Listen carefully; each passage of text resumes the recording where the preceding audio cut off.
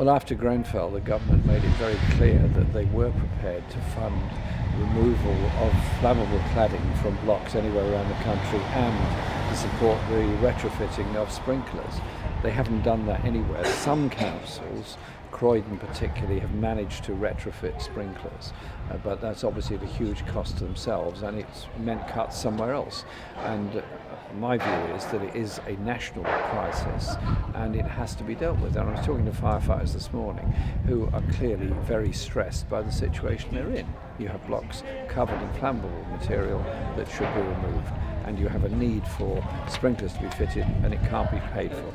The government surely has a duty to keep people safe, and there's nothing more dangerous than living in a block that could have, of course, catch fire. Everyone saw the pictures of Grenfell, and everyone has seen the tragedy of Grenfell, and indeed the continuing tragedy where a very large number of families have still not been rehoused from Grenfell. We've had 8 years of austerity now, and that's meant continuing cuts to police, fire service, ambulance service and local authority services. And at the end of the day, it's the blue light services that have to pick up the pieces, quite literally.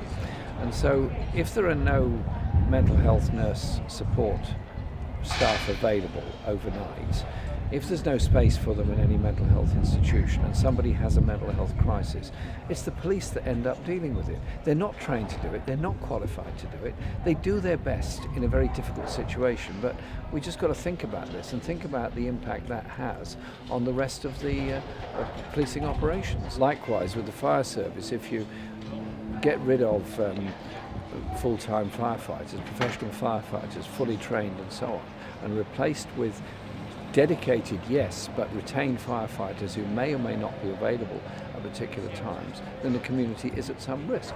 In reality, it's a problem across the whole country that has got to be dealt with by properly funding of the removal of this cladding. Listen, we're in the 5th richest country in the world.